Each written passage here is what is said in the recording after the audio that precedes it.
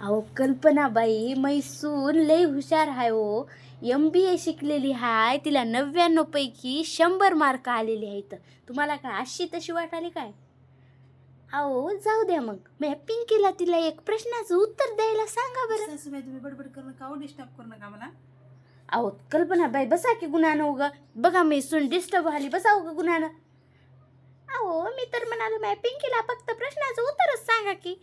बरं बरं आणा बरं, तुम्ही द्या इकडं, मी देतो तिला, द्या.